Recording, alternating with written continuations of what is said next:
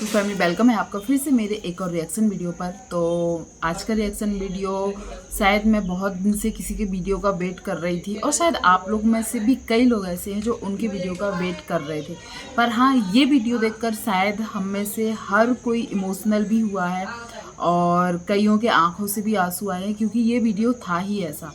पर वेट था इस वीडियो का, तो मुझे लगा कि हाँ, इस पर रिएक्ट करना चाहिए। और प्लीज़ पूरा वीडियो ज़रूर देखिएगा और आप लोग भी ज़रूर कमेंट कीजिएगा कि आपको ये सब देखकर सुनकर कैसा लगा।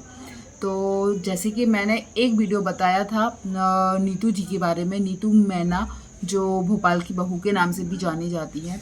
और वो एक ऐसी फैमिली से आती हैं जो टिपिकल एक इंडियन फैमिली होती है ना, वैसा सब कुछ हमें उसमें देखने मिलता है।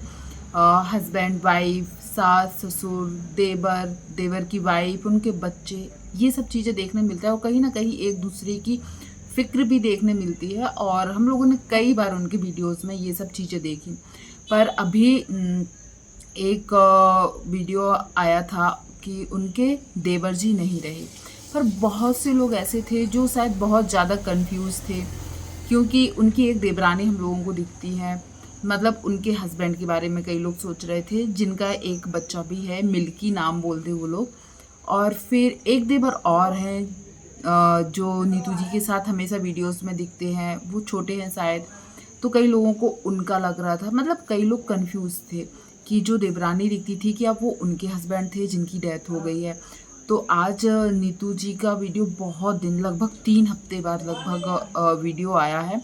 क्योंकि मैं हमेशा, मुझे लगा हो सकता है 13 दिन पूरे हो जाएंगे तब उनका वीडियो आएगा, पर मैंने कल देखा, कल शाम को उनका वीडियो आया। और वो वीडियो देखकर मतलब बहुत ज़्यादा भी दुख भी हो रहा था। और ये चीज़ देखी हमने कि नीतू जी अपने ससुराल वालों से कैसे कनेक्टेड है। पर बात ये है ना, यदि लड़की को हम लोग प्यार देते हैं तो वो भी अपने ससुराल को अपनी फैमिली के जैसे मानने लगती है। और उनके दुख में वो भी दुखी होकर कैसे, मतलब उनकी आंखों से आंसू आ रहे हैं। पर जो डाउट था वही डाउट लेकर वो भी आई थी, क्योंकि उनको भी कई मैसेज आ रहे थे, डीएम्स आ रहे थे इंस्टाग्राम पर कि आखिर जो जिनकी डेथ हुई है वो जो बच्चा दिखता है उनके फादर हैं या कौन है वो। तो उन्होंने बताया कि उनके जो हस्बैंड है वो 4 भाई हैं, सबसे बड़े इनके हस्बैंड ही हैं। उन्होंने चारों के नाम भी बताए। तो सबसे बड़े इनके हस्बैंड है, और फिर सेकंड नंबर पे एक देवर थे, फिर थर्ड नंबर पे जो देवर हैं उनका नाम बताया, और बताया जो देवरानी दिखती हैं वो उनकी वाइफ है।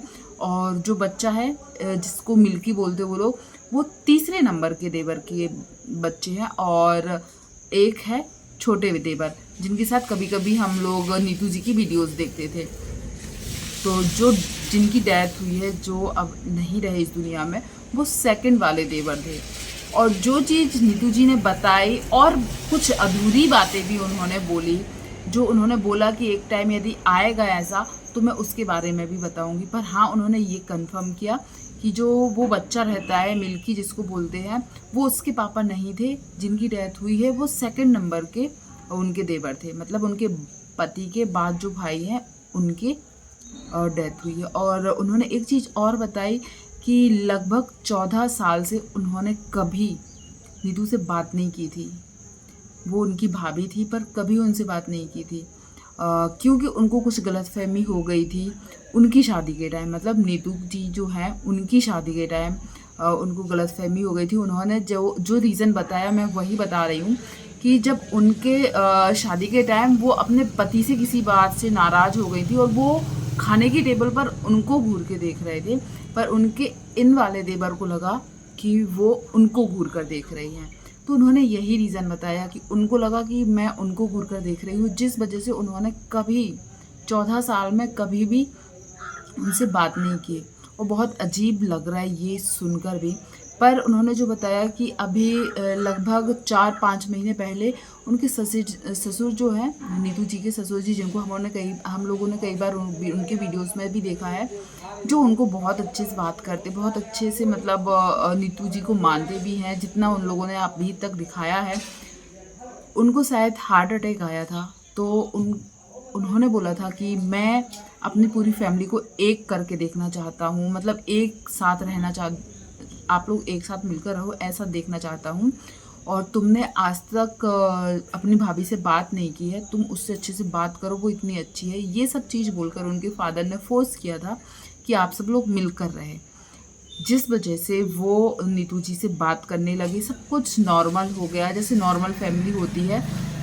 और यहाँ तक कि जो नीतू जी हैं वो बात करते करते रोने लगी, क्योंकि उनका जो लास्ट बर्थडे था उसकी कुछ वीडियोस भी शायद सामने आई थी, हम लोगों ने वो वीडियोस देखी हैं।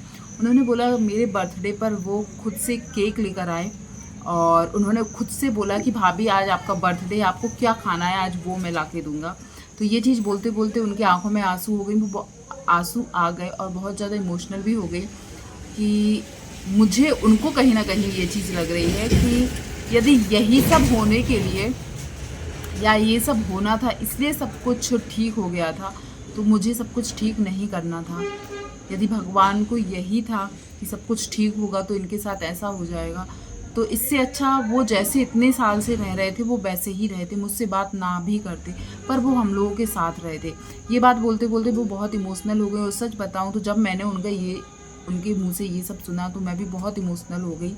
और उन्होंने एक चीज़ और बताई कि जैसे वो इतने साल से उनसे बात नहीं करते थे, पर ऐसा नहीं था कि वो बात नहीं करते थे, तो कभी भी उन्होंने, गाड़ियाँ बहुत निकलती हैं सामने से, तो वो उनसे बात नहीं करते थे।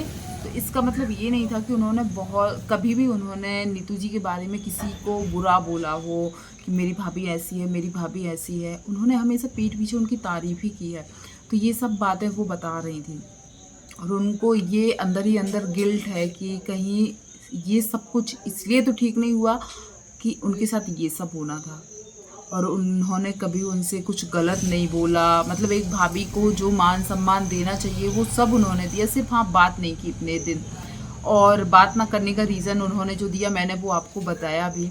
और एक बात यह है, जब कोई किसी से बात नहीं करता ना तो वो इंसान उनको शायद अच्छा नहीं लगता है, और वो कभी ना कभी फ्लो में किसी भी बात में शायद उसमें गलती निकालता है या दूसरों को बोलता है। और नीतू जी ने ये चीज़ जो बोली ना, उन्होंने हमेशा पीठ पीछे मेरी बढ़ाई ही की है या अच्छी बातें ही लोगों को बोल रही हैं कि मेरी भाभी ऐसी थी, मेरी भाभी ऐसी थी।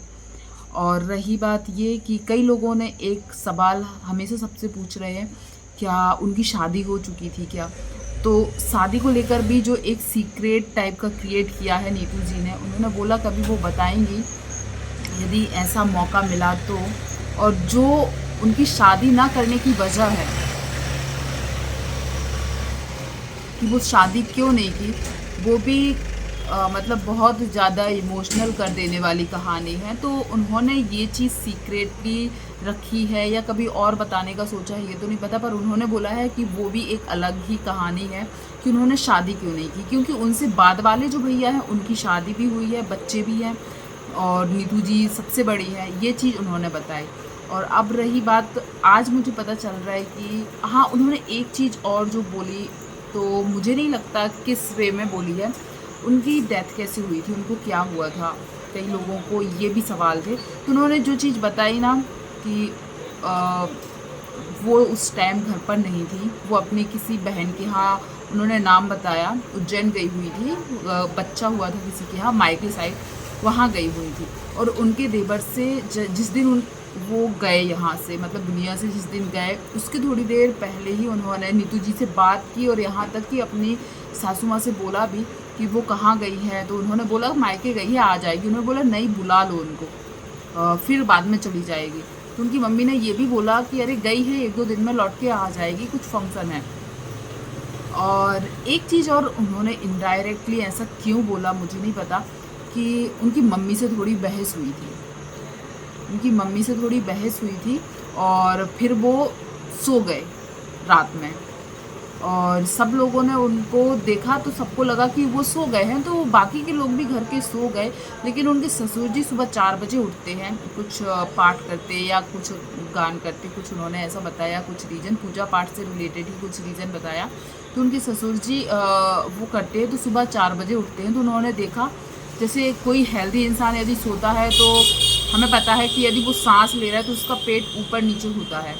तो उनके ससुर जी को कुछ अजीब लगा कि इसका पेट ऊपर नीचे क्यों नहीं हो रहा है, यदि ये सांस ले रहा है, या वो खर्राटे लेते थे शायद। तो उन्होंने जैसे ही बोला अपनी वाइफ को कि देखो ये अच्छे से सांस क्यों नहीं ले रहा है या इसका पेट ऊपर नीचे क्यों नहीं हो रहा है। तो जैसे ही उनको उठाकर देखा, छूकर देखा, तो वो ठंडे थे और सबने डर के वजह से सब लोगों को उठा दिया और फिर शायद नीतू जी को भी फ़ोन लगाया। नीतू जी ने बोला कि हॉस्पिटल लेके जाओ, तो जब उनको हॉस्पिटल ले जाया गया तो बोला गया कि वो नहीं रहे। तो जब इंसान ऐसे एकदम से जाता है ना तो बहुत ही ज़्यादा धक्का लगता है, क्योंकि और वो भी इस एज में जाना, क्योंकि मुझे नहीं लगता उनकी एज ज़्यादा होगी। तो इस एज में जाना, ऐसे अचानक जाना, जैसे कोई इंसान बीमार रहे, कुछ रहे तो हमें लगता है कि हाँ इसके साथ कुछ भी हो सकता है, पर ऐसे अचानक कोई सोया और फिर सुबह उठे ही ना, ये चीज़ सोच के जब वो खुद रो रही ना और वो बोल रही ना कि हम लोगों ने नहीं सोचा था कि हमारी फैमिली में ऐसा हो जाएगा, तो सच में ये बहुत धक्के वाली बात होती है। और भगवान करे कभी किसी के साथ ऐसी चीज़ ना हो, क्योंकि मैं ये चीज़ बोल रही हूँ ना और मुझे अंदर से अजीब लग रहा है। तो सोचो जिनके साथ ये सब हुआ है, ये मतलब सहन करने लायक नहीं होता, और कुछ दिन तक तो शायद विश्वास भी नहीं होता। जब वो वीडियो बना रही तो वो ये बात बोल रही कि हम लोगों को अभी भी नहीं लगता कि हमारे घर में ऐसा कुछ हुआ है। तो ये सब कुछ जो सवाल थे ऑडियंस के और नीतू जी के वीडियो का वेट था, उस पर हमारा रिव्यू क्या था वो मैंने दिया है।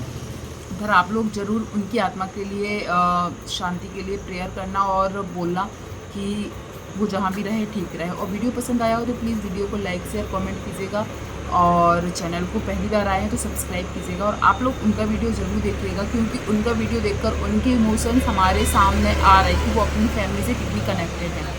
ज़रूर देखिएगा और ओम शांति ज़रूर बोलिएगा।